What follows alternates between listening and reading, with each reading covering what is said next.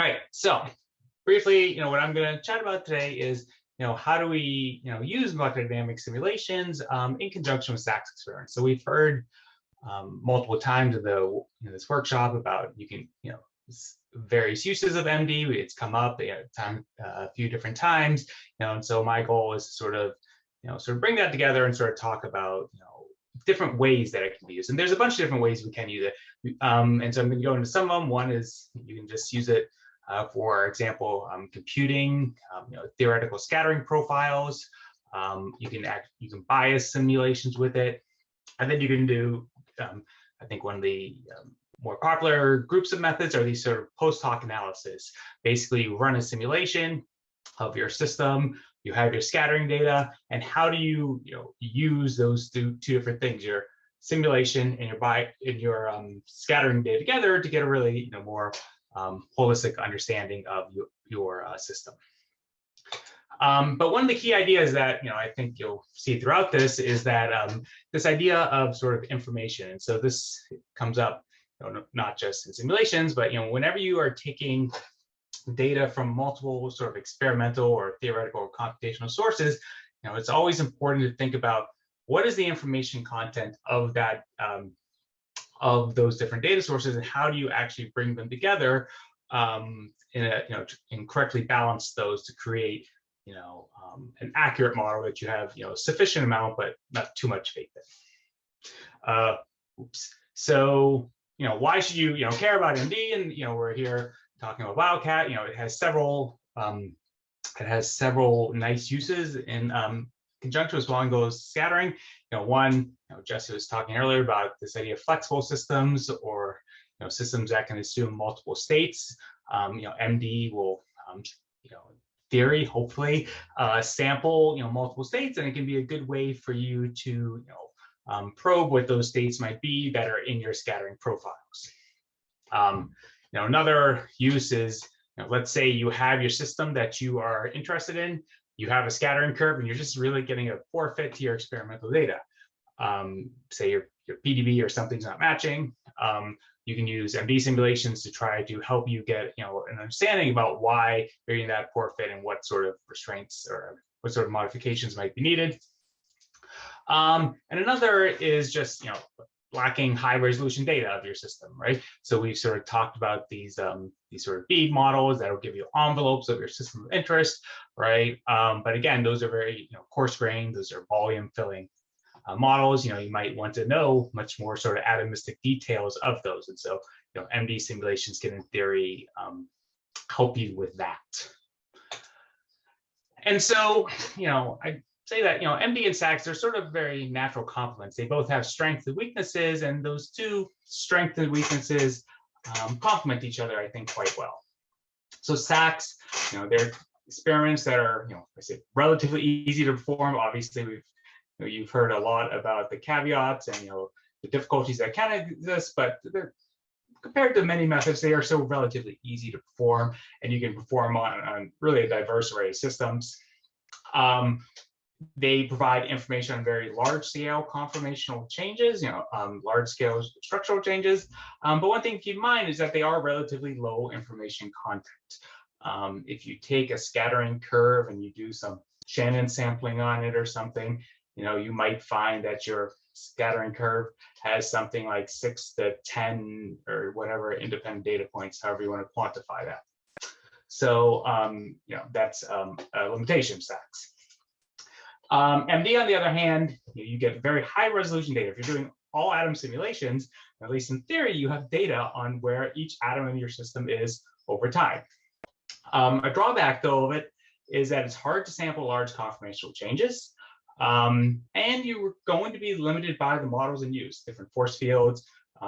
We typically simulate fixed charge systems, so you change the protonation state, et cetera. With conventional simulations that are hard to see, or you can't see with a conventional simulation. And so simulations have their own limitations.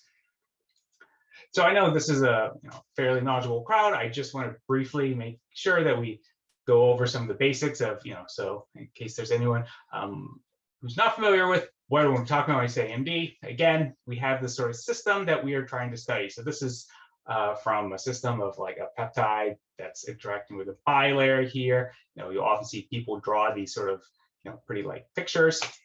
But if you zoom in, what you have is you really have the sort of all atom representation of the system that you are interested in, at least when we talk about all atom MD. And so we get all these different atoms and we have their positions. The other thing that we need is the energy of that configuration. We do that with an electrodynamics force field. Those force fields correspond to things like the bonds, the angles, the dihedrals between things that are bonded. I think like Leonard-Jones electrostatic interactions here. And, just one point to make with this is that, all these different bond angle dihedral terms, they're parameterized for the different types of atoms that you have, right? And so, if an individual force field such as amber, charm, whatever, it's got thousands of these different terms, thousands of spring constants and equilibrium bonds, angles, dihedrals, et cetera. And so they've been developed over 40 years now, and they're still, being developed here. And so they're fairly complex things. And then again, we have our system, we have our force field, and then we just basically do Newtonian mechanics, F equals ma. You have your system, calculate the forces on it. You then move each system, move over some sort of time step to a new position, and you just keep doing this, millions of times here. Nowadays, we can, at least in the conventional simulations, get away with 4 femtosecond time steps. But still, if you're sampling something on the microsecond or millisecond time scale, you have to do that many, many times. Hence comes to use our big supercomputers. And I see there's something in the chat. What is the size limitation of MD, or can a model large system? Excellent question. And so, I mean, the largest our group has done has been a few million atoms, but those are painful to do, and they take a long time. And we did 500 nanoseconds, right? So there's always a trade-off between system size and the amount of time you can sample for it. People have done simulations. I think I saw a 1 billion atom simulation, right? But once you start to get that large, I mean, even if you can do 100 nanoseconds, how much are you really going to see on the global scale? And so in theory, you can do millions of atoms. In practice, if you have to ask, are you going to get usable information out of that, millions of atom simulation? So I hope that answers your question. So Jeff, just for those of us who don't think naturally in terms of number of atoms, can you give me an idea, protein size? Because oh man, I always hate when people water and things like that, I assume so. Yeah, so I always hate when people go to molecular weight because I think in number of atoms, right? But let's take the nucleosome system, which we look at a fair amount, right? So that is, 150 base pairs of DNA and 8 proteins, so another 1,000 amino acids, right? The solute in that system is about 25,000 atoms, but the solvent in total, the whole system comes up to more like 300,000 or 400,000 atoms. That sort of gives a scale. Yeah, I think that gives a good scale. Thanks. All right. So again, when people do MD, right, you're going to see sort of some things some little movies that don't want to play, and my computer is frozen now. Oh, there you go. You see some sort of, again, you can imagine this thing sort of moving around here, right? You can see some sort of nice representation of how your system's moving in time. So again, advantages are you get an all atom model. You can be applied to models of very diverse systems. If you can sort of basically proteins, DNAs, those are systems, RNA, those are pretty easy to set up these days. And in theory, you can compute both kinetic and thermodynamic data for your system. Disadvantages, we said, is computationally expensive. That means it's slow to converge, right? It can take weeks to get a simulation to something that whatever you're measuring is sort of a converged. We talked a little about the system sizes.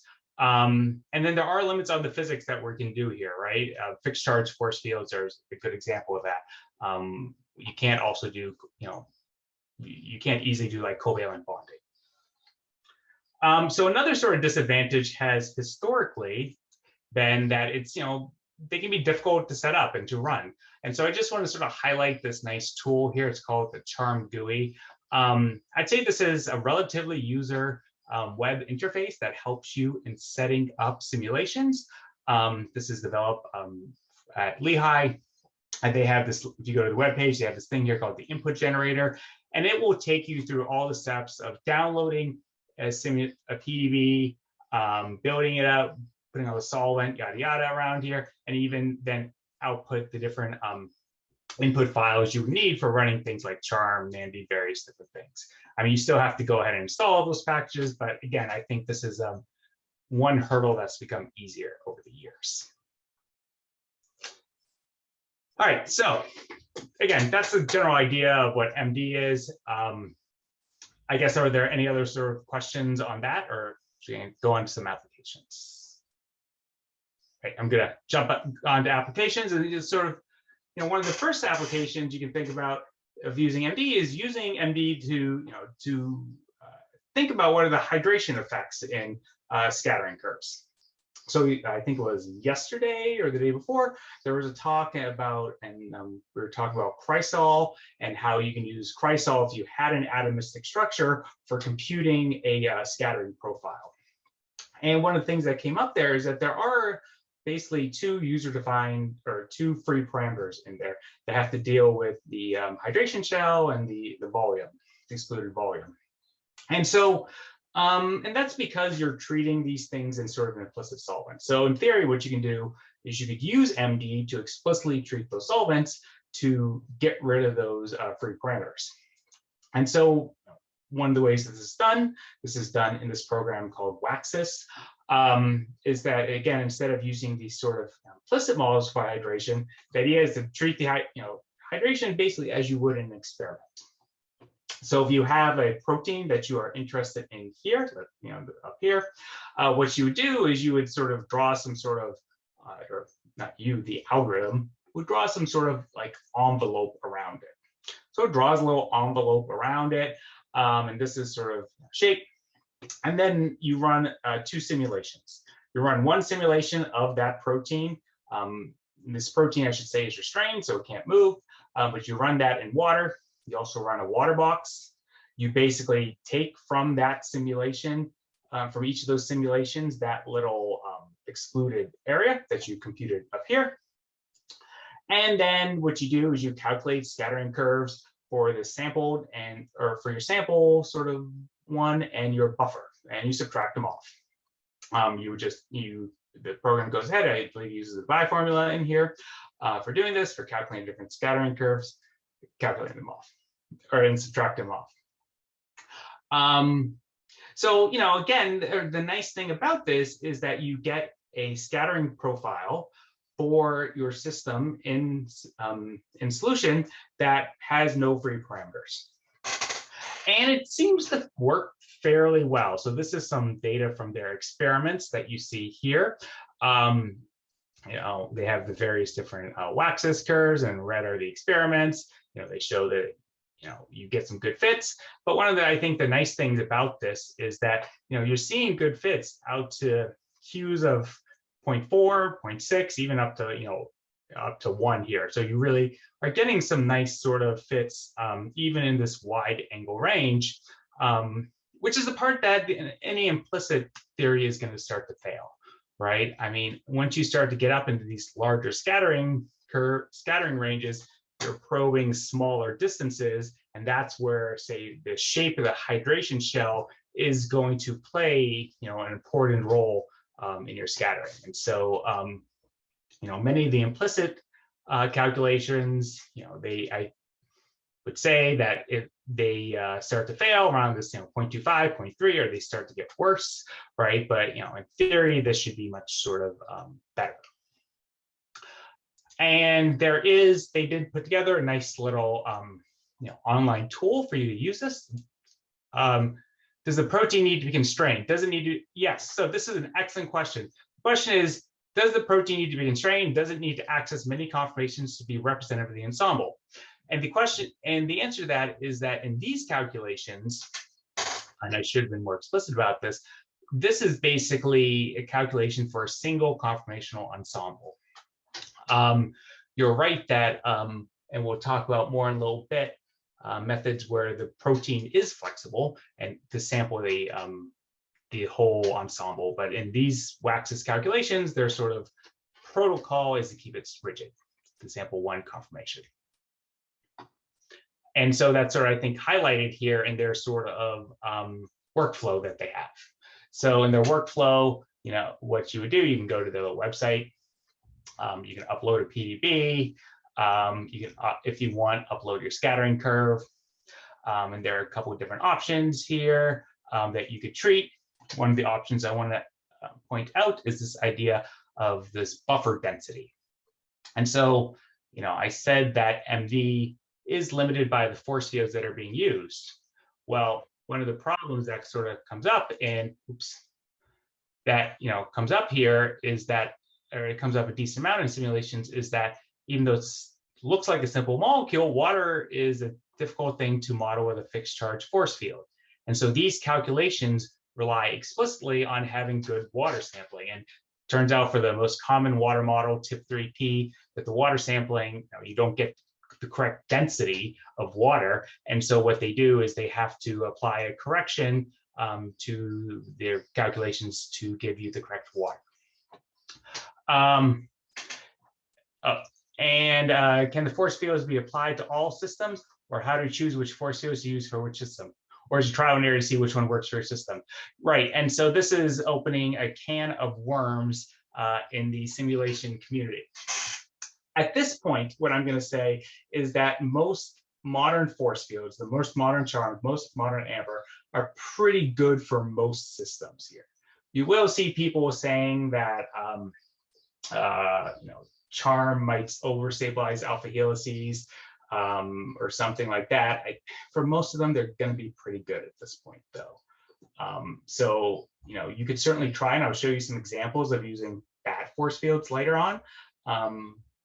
But if I was just starting off, I would just kind of be, you know, pick a modern one, and you're probably going to be pretty good. All right, so again, coming back to here, you upload these things, and what this whole web server is doing is it will basically put your system into a simulation box, put some waters there with some ions, and it will run something like a fairly short simulation with that protein constraint for say 500 picoseconds, maybe nanosecond, just to sample those waters, perform this calculation, and it will give you sort of your scattering curve. So again, this WAXSIS thing, advantages and disadvantages, there's no free solvation parameters.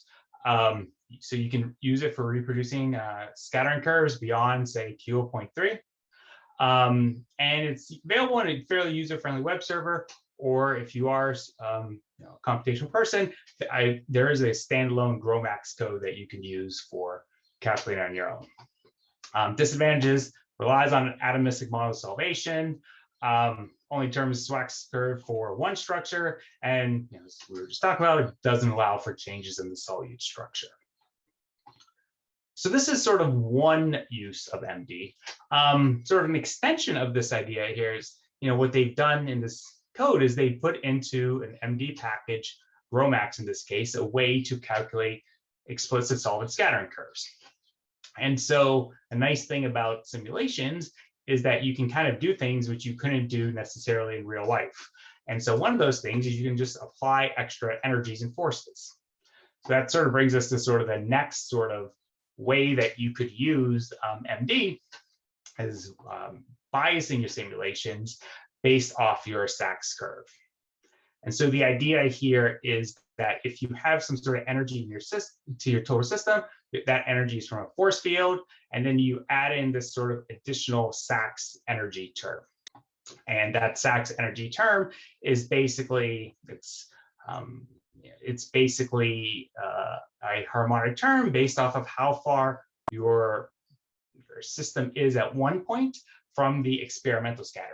And then there's some sort of, you know, spring constant here that sort of helps you sort of scale that. And so the idea here is that you run a simulation, and in each snapshot, you add this sort of energy that is supposed to help bias you down, or that's supposed to bias you towards your experimental structure. And again, this is the energy. In MD, what we're really doing, we're really applying forces. So there's a way to just take a derivative of this within space, and that's how it gets applied within the code. And so what does that look like here? So this is a system here. This is your leucine binding protein. It has sort of two states, an open and a closed state here. And what you can see is that they have, what they did in the study is they basically calculated what theoretical curves would look like for both the open and your closed conformation. And so then, again, this is a theoretical test to show that the method works. But what they did is they started, say, in an open conformation, and then applied that closed SAXS curve to it to see how quickly it would sort of converge. And then in the ones here on the right, they did the opposite. They started in closed conformation, and then they went ahead and applied the open scattering curve. And up here, they're measuring the separation distance here, and down here, they're measuring sort of the amount of energy that they are adding. And so the point of these is that you do fairly quickly, in a couple of nanoseconds, sort of see the system does get biased from, say, one state to the state that corresponds to sort of its correct scattering, state. So that's all well and good. They also did this for another protein. This is now using real data. This CRM1. This is this 21 repeat nuclear exportin. It's also one of these. It's been observed in both observed in both open and closed states. And so, the first thing that they did is they did what you might want to hopefully naively do is they said, let us just run some long simulations of these things, let it go between open and closed, and calculate the average scattering profile. And what do we see? And so that's sort of in this plot here. And what they saw is that, again, the experimental data is in these sort of black dots here. And they did this with two different force fields. And with the two different force fields, they saw two different results, right? So these are both kind of older force fields here, but still in this amber force field, they saw that it sampled more of these sort of open states. And in the charm force field, it sampled more of these closed states. And you can sort of see what that looks like sort of in this plot here. What they're doing is, I think it's best to sort of look on this side here. This is a histogram where what they've done is they've applied, if you're up here, you see a peak here. That means that this force field is mostly sampling closed states. This one's mostly sampling open states. So that's the unbiased ones. And they say, all right, let's turn on our SAXS bias. And what do they get? They get that both force fields basically converge to the same result. It converges to some sort of distribution that looks something sort of like this. I would say each time they did it, they saw some, different convergence behaviors, right? Some of these, times they saw convergence. I believe this x-axis is like 40 nanoseconds, right? Some of the time they saw, this converge to chi-squared freeze of 2. Some it only converged like 20, right? So it is stochastic, but so you have to do this multiple times. The problem with this, though, is sort of what we've been talking about today. This idea of flexible systems. What the system converged to here was basically an intermediate state, intermediate between open and closed, right? And that sort of makes sense when you consider the fact that cryo-EM's experiments have suggested that this thing exists in an ensemble basically 2 open to 1 closed. And so that's sort of what ends up sort of gets biased to here. And so this can be a useful method if you have sort of one conformation in solution. If you have multiple conformations in solutions, you do have to be careful about how you do this. Now, there are ways to work around that. One of these is to run multiple simulations at a time and have them all sort of talking to each other. Of course, that just becomes more complicated to do computationally and so forth, but there are ways around that. So again, these sort of SAXS biased MD advantages: you can quickly refine structures and match experimental data. You can allow for changes at large scale and small scale solute structures. But again, this, disadvantages, one disadvantage is that maybe best for sort of local refinement. If you were like really far away and you from your solution, you tried biasing, you put on that force too large, you might in the process break your protein or go into some sort of unphysical state. And you may bias to sort of non-physiological intermediates when your solution data is far from ensemble. We've sort of seen that. We've seen that in other methods we talked about today also. So that's one way that's the way you might modify or use you might modify your simulations to take into account SAXS. Because of those limitations we just talked about, I typically prefer to think about I typically prefer to have an approach where you run a long simulation, run a series of simulations, and then do some sort of post hoc analysis to try to understand how those confirmations you saw that were unbiased match your experimental data. Sorry. So, yeah. Just to take you back on the one that you mentioned using SAXS data as a strain. Does it require knowing the time scale of your particular conformations in order to bias that? Does it require the time scale? Yeah, no, it doesn't require it. I mean, if you had a very large timescale motion, right, something that takes, milliseconds or seconds, you're probably going to need a larger force to apply. So there was this one term here, right, that's like a spring constant, right?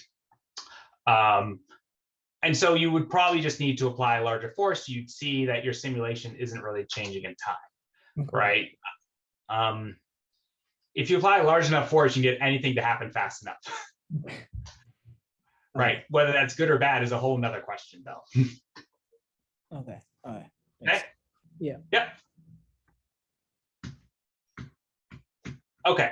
So again, the idea here with just using conventional simulation, run a conventional simulation, and this came up in previous ones, compute a scattering profile for each structure, and then the question is, what do you do with it? And sort of the most sort of naive and simple approach is to say, well, let me look at all these conformations, and let me just compare each of them to my experimental scattering data. And so what you might do is you might get, run a long simulation, you might get a bunch of conformations, and this is sort of a plot that you might see. You could calculate something like from each conformation, I don't know, the RG and the chi-squared. And you'll see for this data that, you'll get some conformations that should have fairly low chi-squared on the order of 1. You get some conformations that are fairly high chi-squared, 5, 6, etc., right? And so this can be a useful method in saying, which of these conformations agree with my data. And this is sort of, there's a bunch of ways you can do this. You could just run a simulation using that, set up the simulation in your Charm GUI, run it on some local computers or something, and then do this probably pretty straightforward. I just wanted to mention this tool I was mentioned earlier, this thing called SASSI or SASSI Web.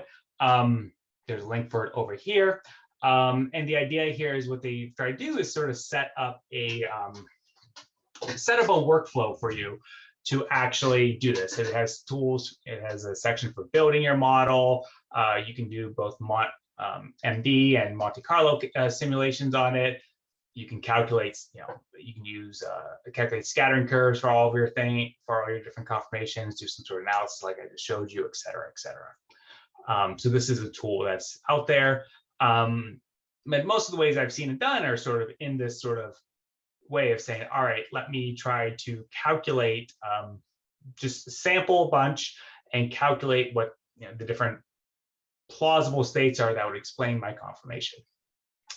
So this was a system where they did that. Alpha cadmium, it's basically, you can think of it as a 3-domain protein here, this N, M, and ABD. What they did, they didn't do molecular dynamics, they did Monte Carlo for our purposes. It's close enough to the same. And they basically, calculated a bunch of conformations. They got this chi-squared versus RG data. And again, they sort of show this idea that, they have multiple conformations that sort of fit their experimental data. So these are 3 conformations that all sort of agree well with what you would observe, what you would get from your experiment. And I should highlight again, they're all doing that on their own, not any sort of ensemble mix. They also did this on this, ABE complex. And so, again, what are they seeing is that they are sort of seeing, they get these sort of chi-squared RG, and many of the conformations don't fit well, but some very well do fit well.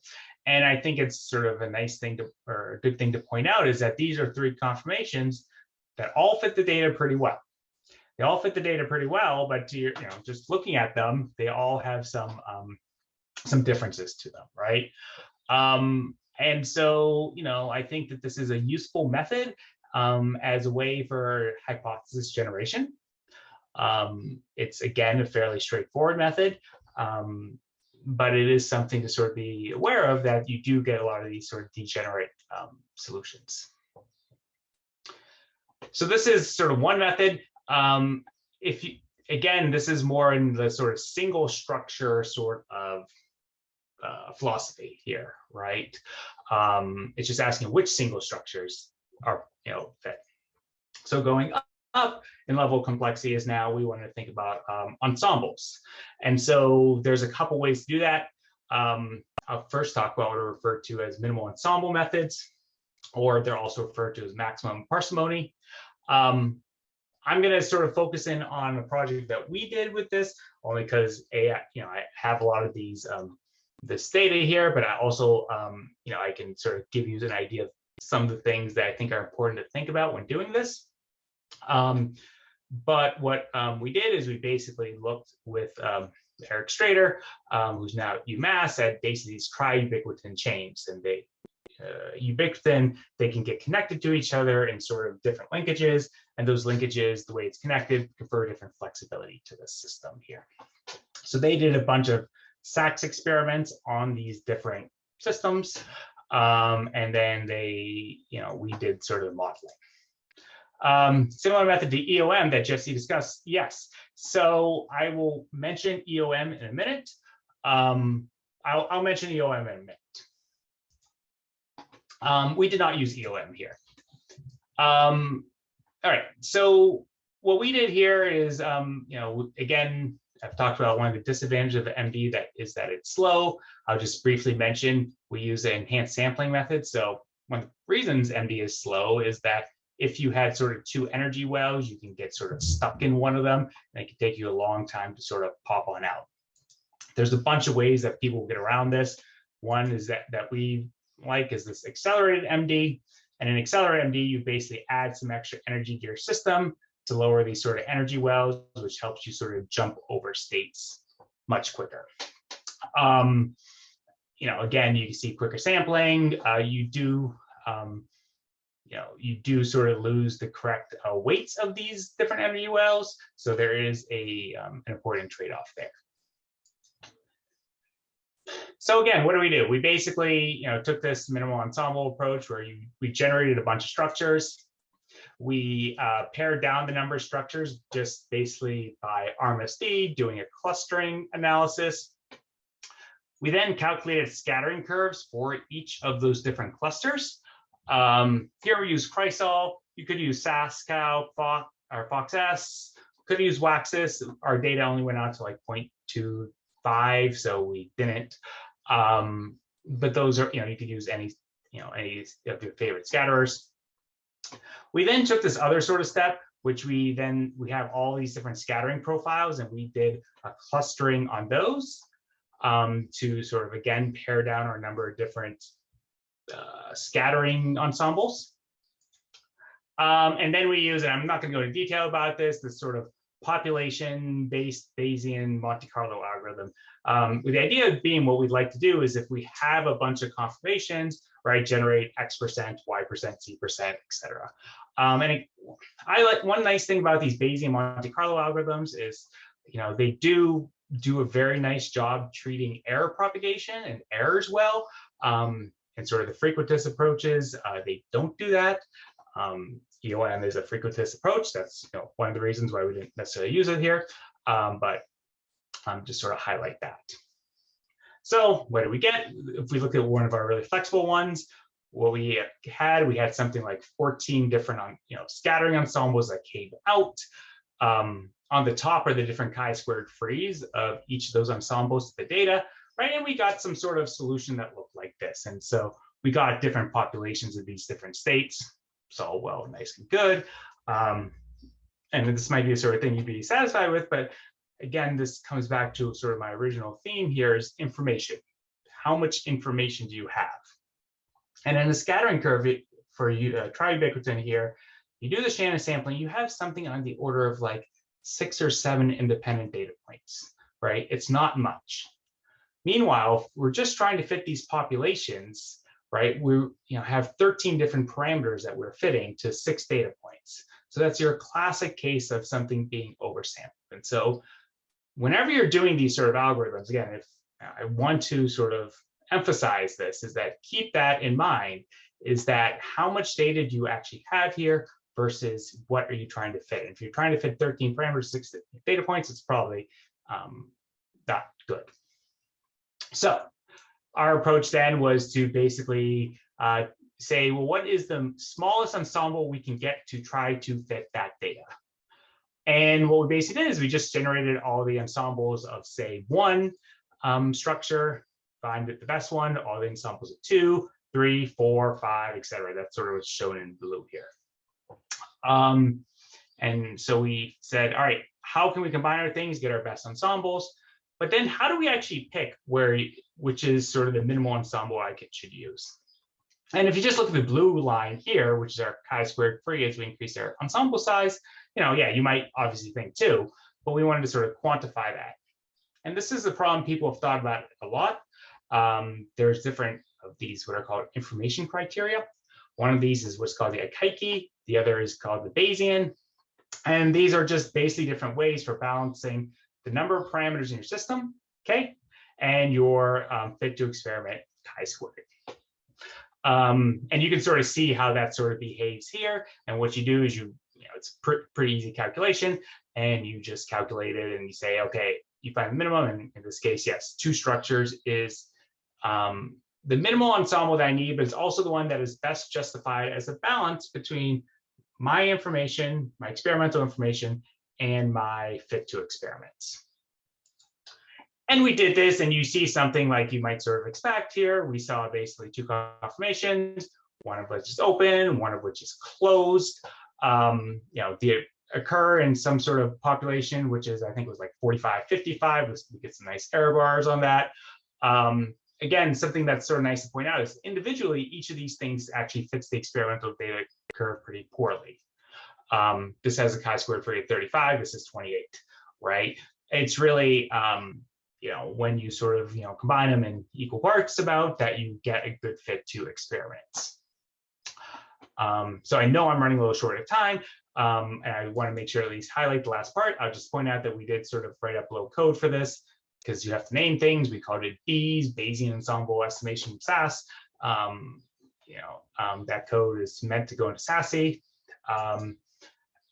I want to say, of course, this is not the only minimal ensemble approach. We've already heard today about multi-FOXS. You can feed into this, I believe, some sort of MD data. In fact, that's what this web server, Billbaum, does. It basically will run some sort of MD and then do a minimal ensemble search using this sort of multi-FOX backend. We also heard about the ensemble optimization method. Again, it uses this sort of genetic algorithm for determining your ensemble. And as we heard, you can take MD structures and feed it in there as an ensemble pool. So that's one approach. The other approach that I want to briefly mention that you're seeing more and more are these ideas called maximum entropy approaches. And so where minimal ensemble approaches try to use, again, the minimal number of structures you can, in some sense, maximum entropy takes the opposite approach. It says, use my simulation and use as much data from it as I can. And so the idea here is that if you run a simulation, you might see some sort of distribution of states that looks like this, these orange curves here.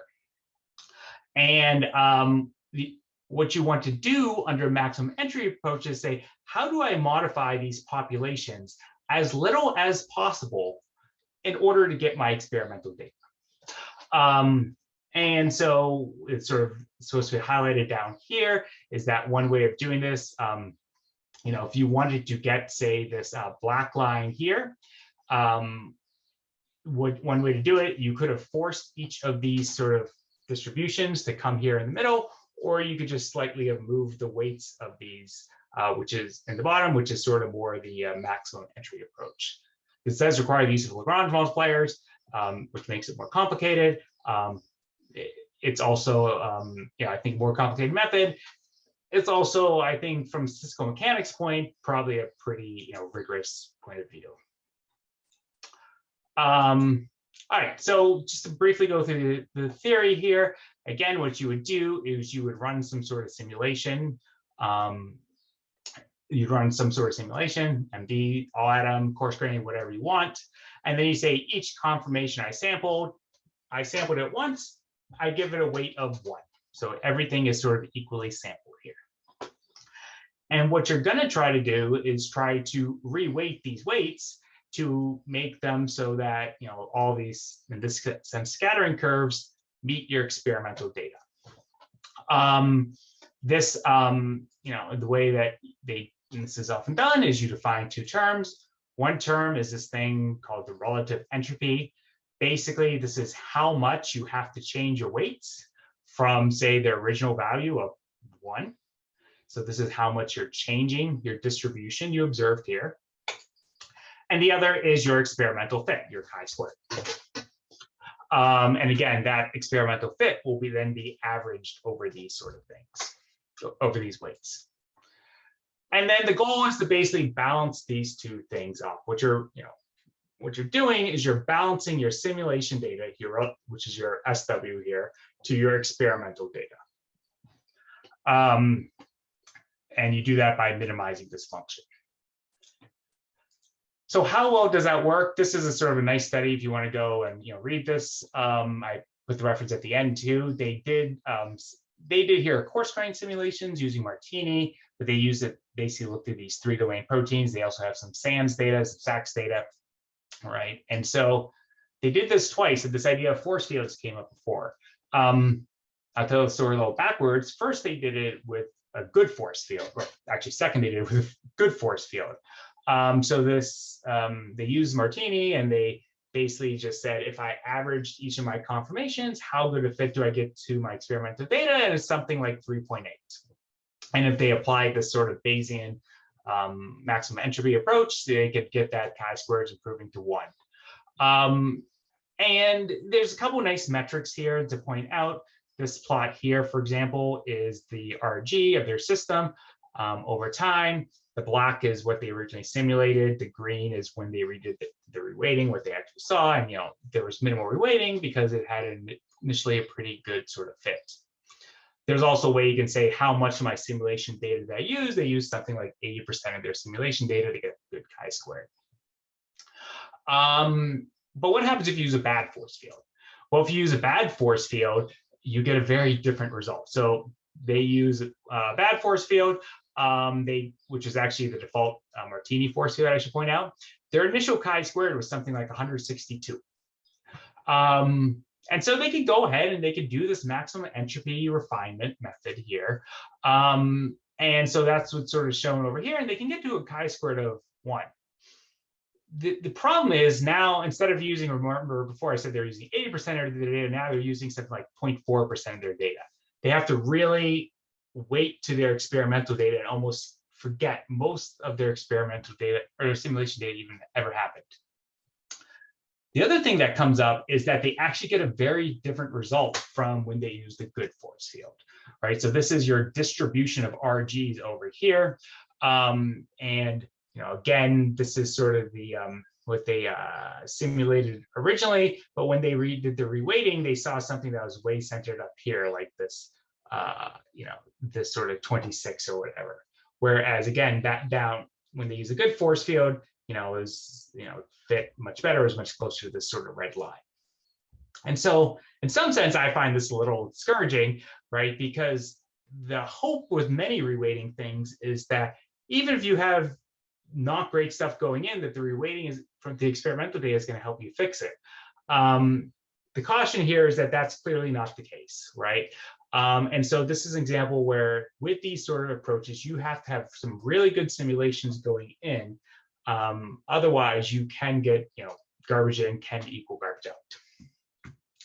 So yes, I know I'm out of time here. So again, I want to conclude by saying, again, there's a hierarchy of methods for using MD to help interpret SAXS data. Some methods are more complicated, maximum entropy, for example. Some methods are more straightforward, just looking at the structures that are generated. In all these methods, it's important to sort of balance off what the limitations of the simulations are, as well as the limitations of your experimental data.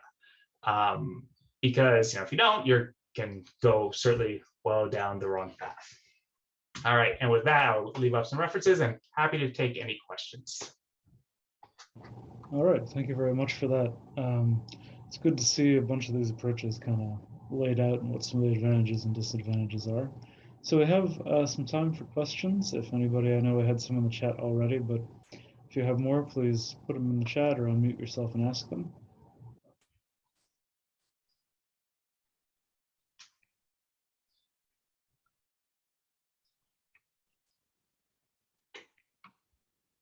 And if there are other questions after, I know it's been a long week, feel free to email me or something too. I'm happy to respond.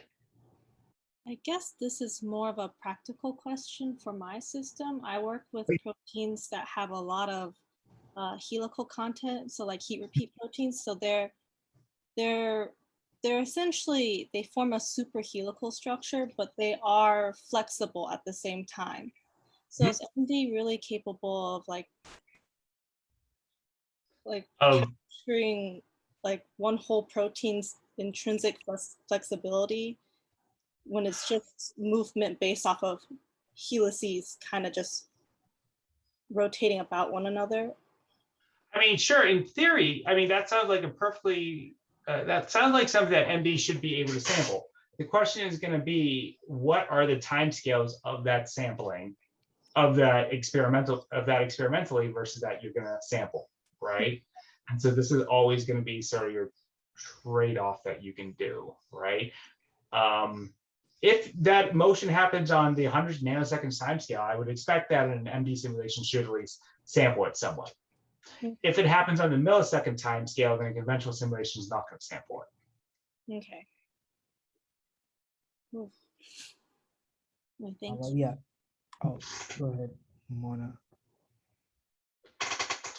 Yeah, I was gonna say I haven't. So I was thinking, let's say you have a system that, because you mentioned that with MD it's difficult to sample the like drastic changes. So let's say you have a system that has like those drastic changes happening, and then you use mutations to bias that system to, let's say you already have an idea of a model structure or whatnot, and then you use mutations to bias those system towards one conformation. Would that be a right approach? I mean, so it's sort of, again, I guess your question is, are you assuming it's going to adopt a single conformation with each mutation, and that each mutation is going to give it sort of that final conformation, or that one conformation?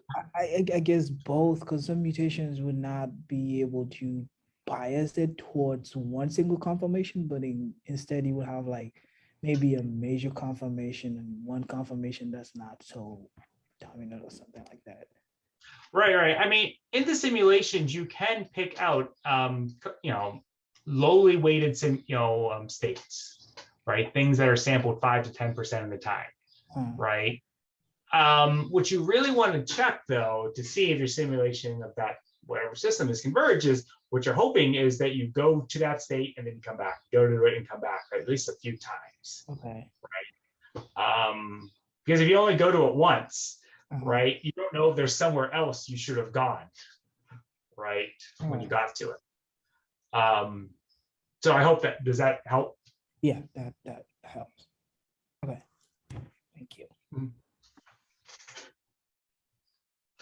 Okay, and then there was another question. You compared profiles with MD versus those identified from SVD in the SAXS experiment? I have not. I am sure people have. Jesse, do you have any thoughts on that? Or Yeah, so is the question like if you have multiple overlapping peaks in SAXS, do you get both of those out of MD or something like that? Yeah, I think that's the question. And I think the answer is probably no, because usually when you have multiple overlapping peaks in SAXS, it's multiple oligomers, and that's not something that I think you're generally simulating with MD, if I'm not mistaken. Right. And so I think what you would do if you had that in the SAXS is that you would say, well, I have this sort of profile and it corresponds to monomers, and let me simulate that. And this one corresponds to dimers, let me simulate that. Yeah, you can simulate them each individually, and that's certainly been done. Plenty of people do simulations. If you're trying to get both states out of a single simulation, for example, I'm not sure that that's been done or is particularly feasible when it comes, to at least to oligomers. Yeah, it would be difficult. I mean, couldn't you just do like umbrella sampling to force them apart and then? Sure. This is, umbrella sampling is a method where you apply bias, and you basically could apply bias to, force things together and apart. It's going to assume you know the way that they come together, though, for umbrella sampling. There are a bunch of enhanced sampling methods you could use. Right. That's why I was thinking it'd be easier to push them apart, but yeah. Yeah. Okay. Thank if you. You knew what that was, though, if you knew what the together state was, right? Again, this now gets into projects, though, that I have a couple of my grad students on here. I could give to them, and we would be talking about it in a few weeks, right? So this is not an easy method. And I think the other thing hopefully comes across here is that there's also a range in easy to hard that comes up with all these things, right? And it's how much effort to put into it. Right. I was just curious, like how well they would have agreed if anybody had done it before, but thank you. Yeah. Yeah. Yeah, I mean, the range of easy is tools available on the web for most of us, and the range of hard is having to collaborate with someone like Jeff to figure out what's going on. So.